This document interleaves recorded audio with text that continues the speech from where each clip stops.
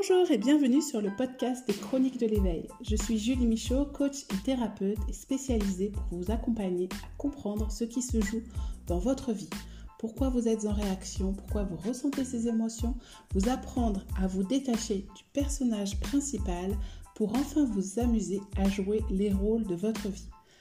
Découvrez mes prestations sur le site www.juliemichaud.com ou plus de contenu gratuit sur l'éveil sur la page des réseaux sociaux des Chroniques de l'éveil.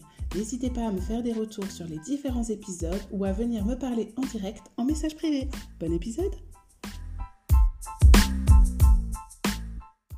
Bonjour à toutes et à tous. La question du jour et le titre de cet épisode, c'est « À qui tu joues ?»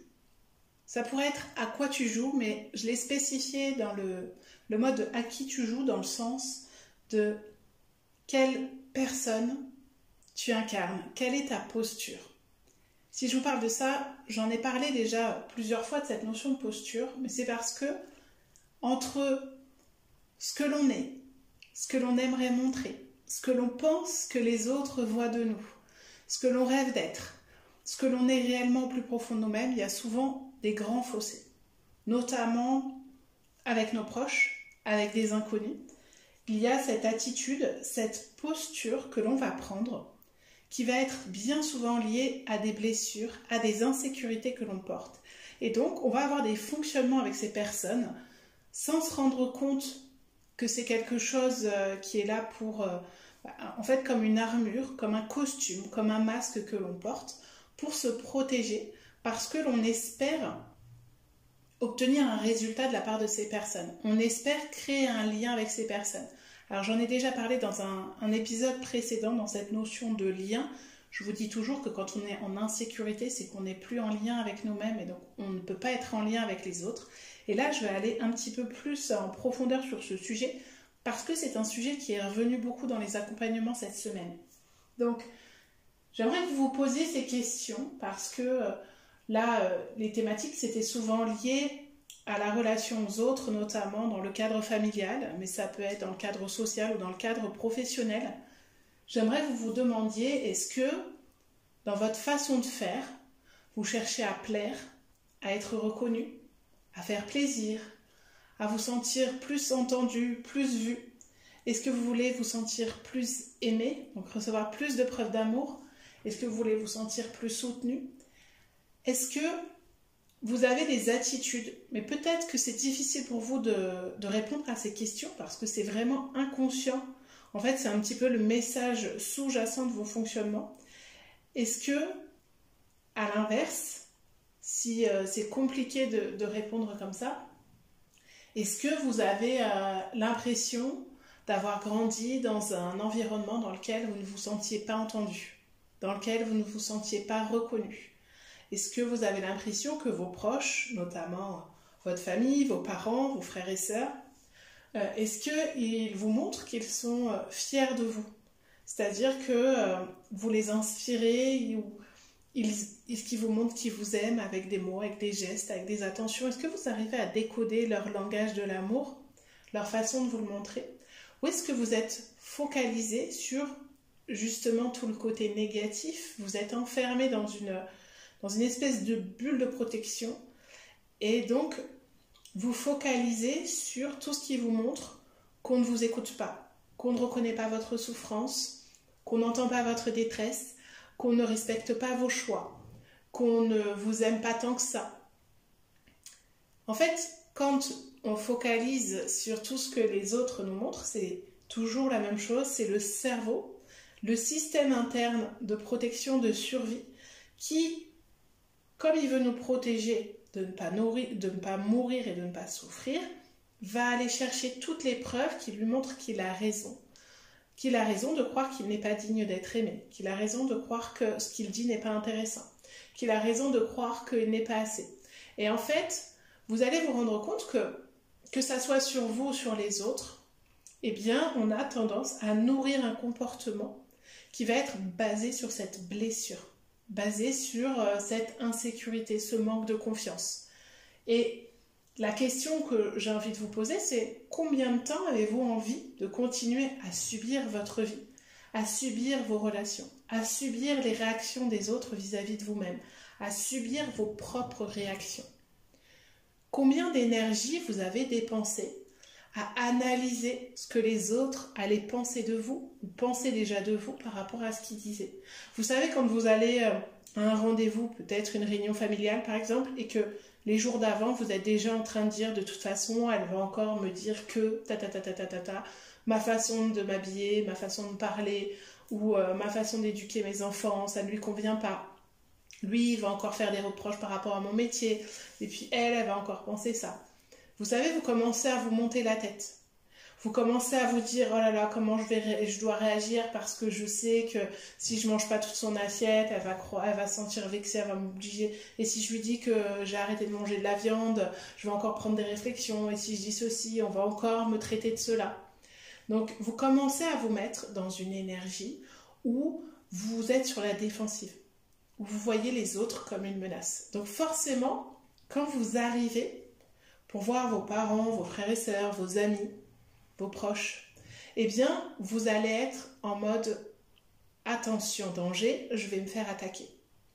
En fonction de votre façon de réagir, votre état dominant, soit vous allez attaquer vous aussi, soit au contraire, vous allez vouloir faire plaisir à tout le monde, vous allez vous taire, vous allez avoir tendance à fuir le conflit, soit vous allez plutôt vous faire très très discrète par rapport à ce qui se passe pour qu'on vous oublie. Et en fait, cette posture-là, c'est une posture que vous avez peut-être adoptée depuis que vous êtes enfant. Parce qu'à un moment donné, vous vous êtes raconté une histoire par rapport à ce que vous viviez. Le débat n'est pas de savoir si c'est bien ou si c'est mal. Il n'est pas de juger cette histoire. Il n'est pas de dire c'est bien, c'est mal, qui a tort, qui a raison, qui est la victime, qui est le bourreau dans cette histoire. C'est de se dire que oui, étant enfant, effectivement, vos parents, vos proches ont réagi avec vous d'une certaine façon.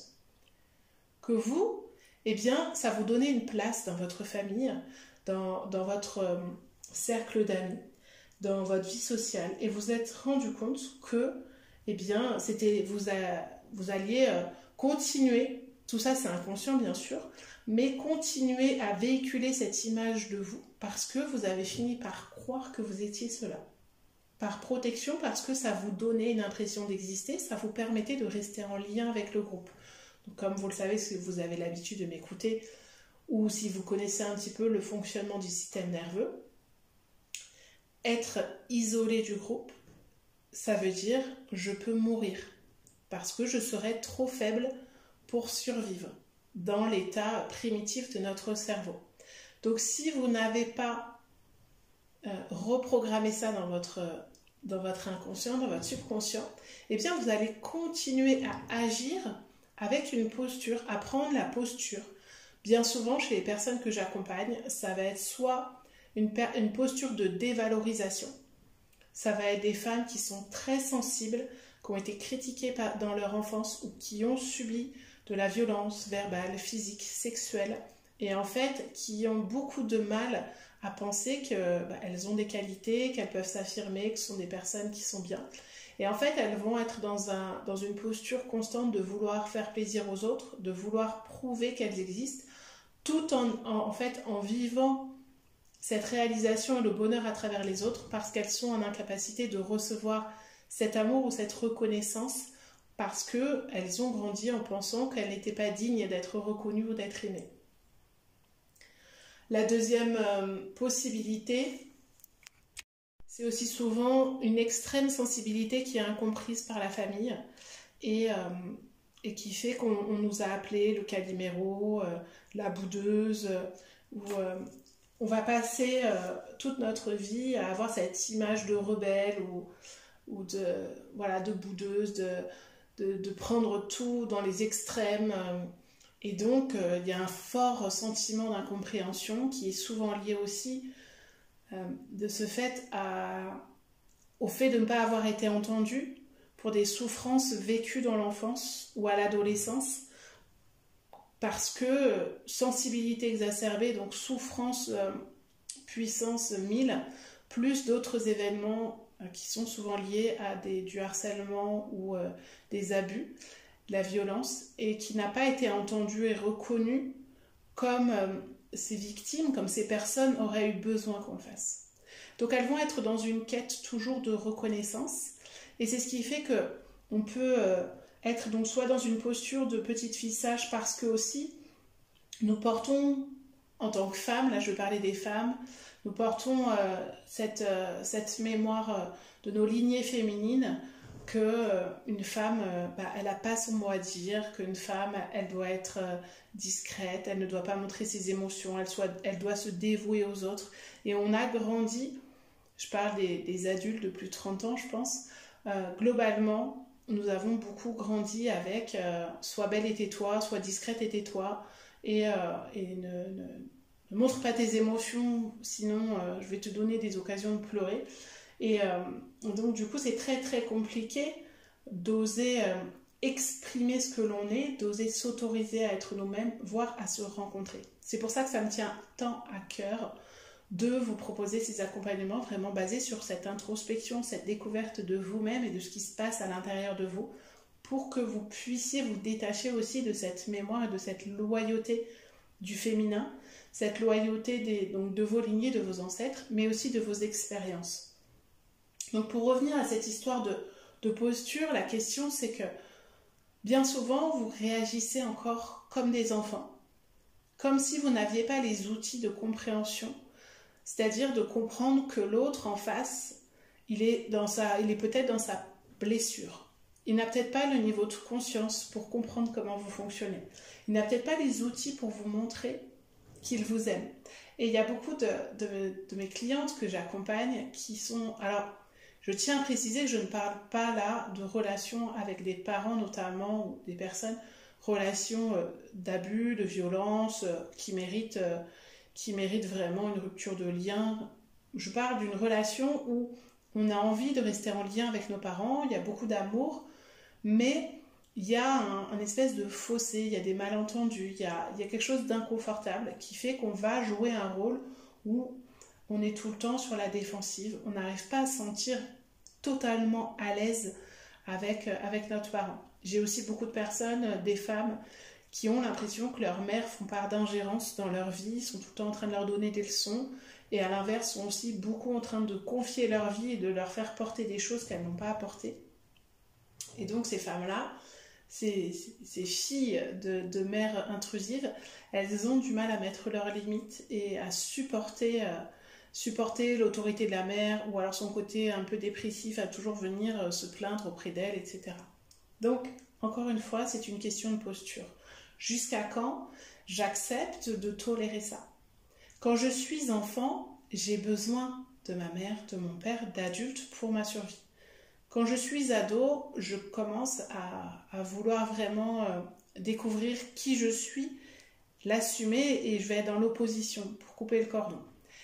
Et quand je deviens adulte, normalement, je suis en capacité de répondre de manière adaptée aux personnes qui vont faire des réflexions sur ce que je suis, ce que je dis ou ce que je fais.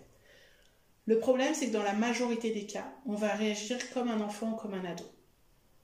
Et c'est quelque chose d'inconscient qu'on a du mal à contrôler, comme si automatiquement, on réenfile ce costume-là, parce qu'on a l'impression que nos parents nous voient encore avec ce regard-là, et nous, eh bien, on va reprendre cette position-là, cette attitude. Donc, quand on fait ça, on ne prend pas nos responsabilités. On reste dans une vie où on subit les choses. On reste à un état de victime. Alors que on n'a pas à être victime de ses parents ou de ses frères et sœurs. Je rappelle, on n'a pas à être victime tout court, mais on n'a pas à être dans une sensation de victime dans nos relations. Je rappelle que je ne parle pas de personnes, de relations de violence, de pédophilie, d'inceste, etc. Je parle de relations dites dans la norme, juste conflictuelles par des histoires de malentendus, de problèmes de communication ou de défaillance d'intelligence émotionnelle. Et c'est là où je voulais en venir, c'est prendre sa responsabilité, c'est s'aligner avec qui je suis, comprendre son fonctionnement, accepter qu'on est imparfait et le montrer au monde. se connecter à son essence, donc à qui l'on est profondément, et vivre en conscience les rôles que l'on va jouer. C'est-à-dire que si on a envie d'aller chez nos parents, notre frère, notre sœur, nos cousins, nos grands-parents, dans l'attitude de l'enfant qui a besoin d'être rassuré et consolé parce qu'on est en train de traverser une épreuve difficile, ça, c'est totalement différent de je me mets dans une posture d'enfant qui subit et qui va voir simplement les critiques et le jugement et le côté autoritaire, comme si je devais subir l'autorité de ces personnes-là, alors que j'ai 20, 25, 30, 45, 50, voire 60 ans parfois. Donc, cette notion d'abord de constater dans quel état je suis quand je suis au contact de ces personnes, quelle posture je prends, et comprendre que, accueillir simplement que si je me mets dans cette posture de victime, sur la défensive, à être là simplement à attendre les flèches qu'on va me lancer, forcément, je ne vais pas avoir toutes les attentions, les mots gentils ou le langage différent de ces personnes qui veulent me montrer que eh bien, je suis importante pour elles ou qu'elles m'aiment. Et en fait, c'est là la difficulté, c'est qu'on a des œillères et que si on veut que notre monde change, si on veut que nos relations changent, nous avons besoin de changer notre paire de lunettes et notre perception. Nous avons besoin de prendre nos responsabilités si nous voulons mettre ces personnes-là en face de leurs responsabilités, que ce soit un parent ou un patron.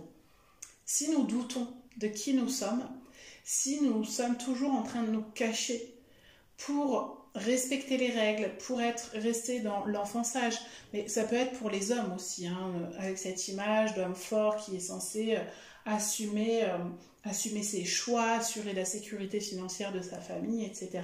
Et qui ne va pas oser montrer à ses parents, parce que j'ai eu des personnes comme ça, qui ne va pas oser dire à ses parents, je me suis acheté une moto, j'ai fait tel investissement, j'ai fait tel choix pour ma vie ou pour ma famille, parce qu'il sait que ça va à l'encontre de l'éducation de ses parents, des choix de ses parents, et qui va être jugé par ses parents. Et donc, du coup, ça a des répercussions sur ses choix pour lui, pour son couple et pour sa famille. Donc,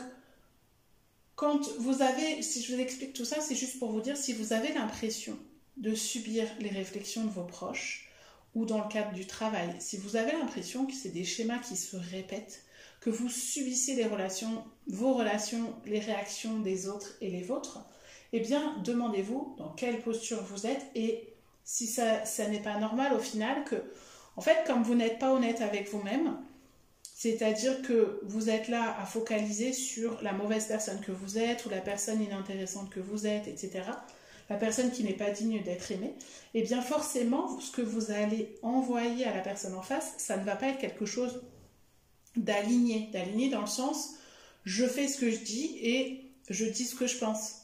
On va sentir, et vous n'avez qu'à penser au quotidien, quand vous voyez quelqu'un qui est en colère et qui vous dit « mais si, tout va bien », vous sentez bien qu'il y a quelque chose qui ne convient pas, il y a quelque chose qui est faux là-dedans. Et donc si ce que vous renvoyez est faux, eh bien, ça va être compliqué d'avoir des relations saines. Donc, si vous êtes en colère, frustré, sur la défensive, mais que vous faites comme si tout va bien, votre non-verbal va parler et va créer une défense ou une attaque de la part de vos interlocuteurs. Et c'est comme ça que souvent, entre enfants et parents, eh bien, on a des difficultés à se comprendre, à communiquer, parce qu'on va toujours se raconter des histoires par rapport à la perception de l'autre sur nous, à la projection de ce qu'il va penser, de ce qu'on va dire, de ce qu'on va faire, de ce qu'on va choisir. Donc, c'est compliqué et c'est là où on perd du temps et de l'énergie. Donc, demandez-vous aussi, est-ce que vous maîtrisez votre énergie, votre temps, en étant en accord avec ce que vous êtes? Quand vous savez qui vous êtes, comme je dis toujours, vous ne laissez plus de place au doute pour les autres, pour qu'ils poussent la porte du doute. Si, quand vous pensez que vous n'êtes pas légitime dans une situation ou que vous doutez de vos choix, eh bien vous allez attirer des personnes qui vont mettre en lumière ou qui vont appuyer sur des peurs ou qui vont venir vous dire des choses qui vont vous marquer. Si vous êtes en accord avec vos choix, vous allez accueillir ce qu'ils disent et en fait, vous allez peut-être entendre, voir si ça résonne avec quelque chose ou pas, et passer à autre chose. Vous n'allez pas le prendre en compte. Vous n'allez pas prendre leur projection de leur propre peur ou de leurs conseils. En tant que parent, ça peut se comprendre qu'ils aient envie de vous donner des conseils. Et après, vous, si vous savez que vous êtes sûr de vous dans la direction que vous prenez, eh bien, vous les remercierez pour leurs conseils et vous continuerez votre chemin. Par contre, si vous avez des doutes, vous risquez de réagir en vous disant « il doute de ma valeur, il doute de mes choix, il doute de mon intelligence, il doute de mon autonomie, il doute de ma capacité à… » Ou alors, vous allez vous dire « il a peut-être raison, je dois l'écouter, mon Dieu, où est-ce que je vais ?» Et vous allez vous enfoncer dans un choix qui va être fait par la peur ou qui va justement bloquer vos projets. Donc, pour revenir à ce que je veux vous dire dans cet épisode, c'est vraiment, avant de voir ces personnes-là, qu'est-ce que je me raconte comme histoire sur ce qu'ils pensent de moi? Quand je suis avec ces personnes, qu'est-ce que je me raconte comme histoire sur le rôle que je dois jouer? À qui est-ce que je joue? Est-ce que je joue à la victime? Est-ce que je joue à l'enfant? Est-ce que je joue à l'adolescent qui va être en mode rebelle, que tout saoule, qui va envoyer paître tout, pour rester poli?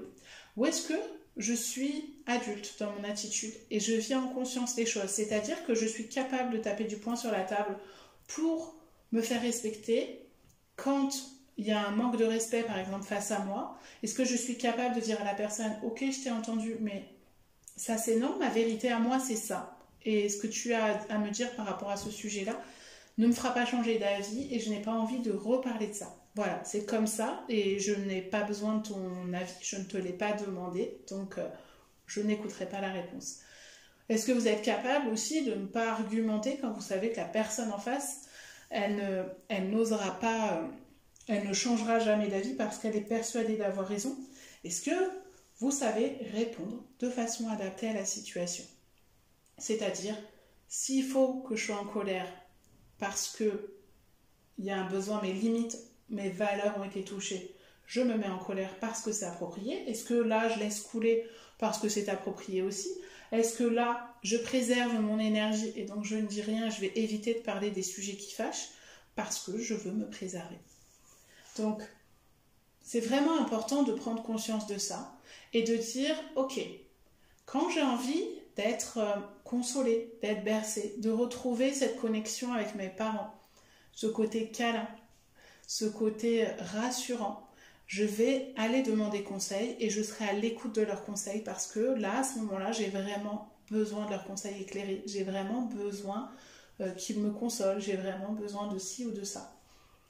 Est-ce que vous êtes donc du coup suffisamment responsable pour assumer ce que vous dites, assumer ce que vous faites, même si c'est imparfait, et aussi laisser à chacun leur part de responsabilité dans ce qu'ils disent en vous disant que ce qu'ils disent et leur façon d'interpréter ce que vous vous dites leur appartient. Est-ce que vous êtes donc en sécurité face aux insécurités des autres, à vos propres insécurités et face aussi à l'imprévisible? Ou est-ce que dès que quelque chose ne se passe pas comme c'était prévu, eh bien vous allez vous remettre dans votre manque de confiance, dans votre insécurité, dans vos peurs, dans votre mode survie et réagir comme un enfant? Ou est-ce que vous êtes suffisamment en confiance pour pouvoir vous adapter à toutes les situations que la vie va vous proposer? Si ce n'est pas le cas, je vous rappelle que je suis certifiée, je ne sais pas si je l'ai dit sur le podcast, mais je suis certifiée coach de pleine confiance, c'est-à-dire que je peux vous accompagner à observer, à comprendre vos états liés à votre système nerveux, à votre nerf vague, pour comprendre pourquoi vous avez des réactions d'insécurité, de stress, de manque de confiance, et je peux vous apprendre à trouver les ressources nécessaires pour vous aider à revisiter vos insécurités, pour pouvoir vivre en sécurité et ne plus réagir comme un enfant à des situations de façon répétitive ou quotidienne, de savoir un peu mieux comment réagir et ne pas appréhender et ne pas vivre toujours dans l'anxiété et le stress. Si vous voulez plus d'infos, vous pouvez m'envoyer un mail via mon site internet www.juliemichaud.com. Donc, dans quelle posture je me mets? Est-ce que je maîtrise ce que je sais, ce que je suis? Est-ce que je comprends ce qui se joue en moi et donc ce qui se joue aussi au sein de l'émotionnel des autres dans leurs réactions? Est-ce que vous êtes capable d'accueillir votre imperfection en disant, à partir de maintenant, c'est ma vie, c'est mes règles? Est-ce que vous connaissez vos règles, vos normes, vos valeurs prioritaires? Ce qui est le moteur et ce qui donne du sens à votre vie, à vos actions, à vos choix, que ce soit le choix de votre couple, le choix de votre lieu de vie, le choix de votre style de vie. Est-ce que vous êtes en accord avec ça? Est-ce que vous êtes capable de prendre des décisions, de les assumer? Parce que vous savez ce qui donne du sens à votre existence, ce qui est le moteur. Et parce que quand on est connecté à son moteur, quand on est connecté à son système de valeurs, à ce qui donne du sens à notre vision, eh bien on peut faire preuve de persévérance et on peut affronter le regard et le jugement des autres sans retomber dans une posture de victime.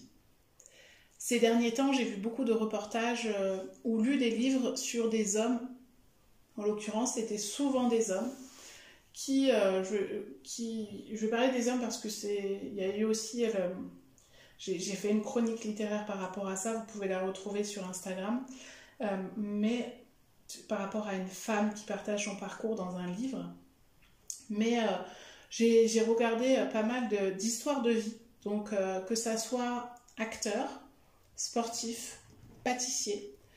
Et la chose qui est revenue, la situation qui est revenue à chaque fois, c'est qu'ils ont dû affronter les critiques, le jugement, mais de façon vraiment extrême, ou alors des conditions de vie extrêmes. Et ils n'ont rien lâché par rapport à leur projet. Et ils ont réussi à être champions, réussi à être le meilleur pâtissier du monde, réussi à être vraiment reconnus ensuite pour qui ils étaient dans leur profession. Et on se rend compte que ce qui a fait qu'ils ont pu dépasser ça, c'est qu'ils sont restés toujours connectés à leur persévérance, à leurs valeurs. Et qu'au lieu de rentrer dans le même jeu que les personnes qui étaient en face d'elles, en face d'eux, eh bien, ils sont restés connectés à eux-mêmes, à leur choix, à ce qu'ils étaient. Et ils ne se sont pas laissés dépasser. Alors je ne dis pas que ça a été facile, ça a été très inconfortable et très douloureux, mais même leurs proches, quand ils témoignent dans les documentaires, disent « je ne sais pas comment il a fait pour supporter tout ça ». Les gens sont même admiratifs de voir que ces personnes-là, qui ne sont pas parfaites, souvent des hommes qui ont même pu faillir au sein de leur couple, etc. Mais ils ont réussi. Là, ce qui m'importait, c'était de voir surtout comment ils arrivaient à atteindre leur objectif. Et c'est parce qu'ils avaient cette foi en eux, cette sécurité en eux, même s'ils pouvaient douter d'eux, mais il y avait une flamme à l'intérieur d'eux qui leur permettait d'aller jusqu'au bout. Donc j'en ai parlé beaucoup depuis début septembre, de cette notion de vision, de projection, de vouloir avoir un but dans la vie, quelque chose qui donne du sens à son existence pour ne pas la subir.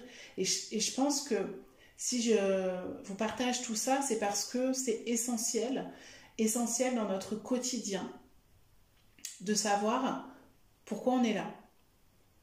Pas pourquoi on est là dans le sens de savoir forcément le définir précisément, dans le sens je dois trouver ma mission de vie c'est d'être pompier, policier, homme politique, président de la République. Non, plutôt je suis là parce que j'ai envie d'apporter ça au monde, à l'humanité, à mes proches, j'ai envie de partager ça. Je suis là parce que j'ai envie d'évoluer, de vivre une expansion qui est liée à l'amour, le pardon, peu importe, une démarche collective, écologique. Ça appartient à chacun, mais c'est plus, comme je l'avais dit dans l'épisode sur le fameux pourquoi, c'est plus une question de ressenti. Et en fait, ce qui vous bloque aujourd'hui dans votre vie, c'est vraiment toute cette perte d'énergie que vous pouvez avoir liée aux histoires que vous vous racontez sur ce que l'on peut penser de vous, qui font que vous allez vous sentir petit, pas assez, et que vous allez jouer petit ou pas assez, et que vous allez vous saboter. À savoir que c'est physiologique. Qu'en fait, plus vous allez vous connaître, vous personnellement, individuellement, mais plus vous allez comprendre comment votre corps fonctionne, donc ça c'est tout ce que je propose dans mes accompagnements, plus vous allez pouvoir vivre avec sérénité et confiance pour pouvoir vous débarrasser, faire exploser ces chaînes qui vous enferment dans un personnage qui n'est pas vous, qui a peut-être été vous à une certaine époque parce que vous aviez besoin, par rapport à ce que vous étiez en train de traverser, de réagir, d'agir, de vous comporter ou d'être comme ça. Mais aujourd'hui, il est temps de faire une mise à jour. Donc si ce que je vous ai raconté dans cet épisode a résonné, prenez le temps vraiment d'observer comment vous vous comportez dans votre famille, avec vos proches, ou même au travail, avec l'autorité, ou avec des personnes qui peuvent être là à vous critiquer, à vous juger, à vous dévaloriser. Regardez comment ces personnes agissent, mais regardez aussi vous dans quelle posture, à travers quel filtre vous les regardez. Est-ce que vous les mettez sur un piédestal? Est-ce que vous les regardez comme des personnes qui sont jugeantes? Et est-ce que vous arrivez à avoir aussi toutes ces attentions, ces gestes qui montrent qu'ils tiennent à vous, ils vous reconnaissent dans votre métier pour ce que vous êtes, dans votre rôle de parent. Souvent, on a tendance à ne voir que le négatif. Et là, par exemple, j'avais une cliente cette semaine qui est coiffeuse à domicile, qui fait les ongles, et qui me dit que sa mère ne lui a jamais montré qu'elle était fière d'elle. Et je lui dis pourtant, elle vient se faire coiffer et se faire les ongles chez vous. Et c'est quand même quelque chose de très important pour une femme. Est-ce que vous pensez que si elle doutait de vos compétences, de votre talent, de votre travail, elle viendrait vous voir? Il y en a d'autres, elle trouverait une excuse pour pas venir. Au-delà il y a des personnes qui vont dire oui, c'est pour peut-être le côté financier, ça lui coûte moins cher. Mais au-delà de ça, je peux vous garantir que quand c'est esthétique, une femme, elle ne va pas aller voir quelqu'un si elle n'est pas 100% sûre, si elle n'a pas confiance pour lui confier son corps. Donc, allez voir aussi comment les personnes autour de vous montrent leur amour. Vraiment, revenez au moment présent. Partagez, connectez-vous à des moments qui sont dans le regard, qui sont dans les échanges, dans un geste. On n'a pas forcément besoin de dire « je t'aime et je suis fière de toi ». Il y a des gens qui vont dire ça. C'est comme les gens qui disent pardon tout le temps, mais qui recommencent à vous faire du mal. Observez l'attitude plutôt que ce que disent les gens. Et l'attitude des autres, mais aussi la vôtre. Et vous allez vous rendre compte que ce nouveau regard posé sur le monde, sur vous et sur les autres, va vous permettre de vous alléger en termes de relations, en termes de ressassement. Vous allez mieux dormir, vous allez mieux vous sentir. Vous allez vous sentir plus apaisé, plus aimé, plus reconnu. Et si vous avez, par exemple, la problématique de sentir qu'on vous coupe toujours à la fin des phrases, eh bien, observez si c'est pas vous aussi qui n'osez pas affirmer ce que vous avez à dire et qui ne profitez pas de cette aubaine qu'on vous coupe la parole pour nourrir cette idée que vous n'êtes pas intéressante, pour vous dire finalement ce que j'étais en train de dire, c'est vrai, c'est pas intéressant, donc ça sert à rien que je continue. Non. L'idée, c'est pas de dire à la personne « mais tu me coupes la parole tout le temps » parce que ça, c'est hyper désagréable. Parce que la personne en face, elle est peut-être juste enthousiaste par rapport à ce que vous racontez, elle s'en rend pas compte. Elle vous coupe la parole, mais ça veut pas dire que ce que vous dites est inintéressant.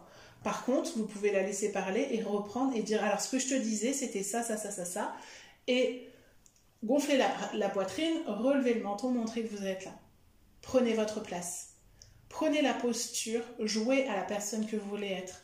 En tant que femme, en tant que maman, en tant que sœur, en tant qu'oncle, en tant que grand-père, en tant que mère, peu importe. Votre statut, votre casquette, peu importe le rôle que vous êtes censé jouer à ce moment-là. Vivez-le en conscience.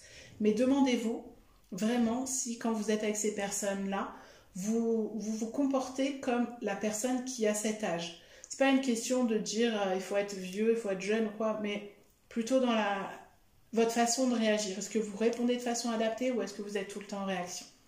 Si vous voulez plus d'infos par rapport à ces sujets, je peux vous accompagner. Comme je le disais dans cet épisode, je serais ravie de vous faire découvrir avec mes séances de thérapie coaching et mes accompagnements. Je vais proposer très prochainement des ateliers ou des masterclass. Je suis encore en train de peaufiner tout ça. Vous pouvez aussi nous rejoindre dans le groupe Le Cocon sur Facebook ou le canal Telegram. Il suffit de m'envoyer un mail pour que je vous envoie les liens. Je vous dis à très vite pour un nouvel épisode et je vous remercie pour vos commentaires et pour vos notes sur les différentes plateformes de podcast. À bientôt!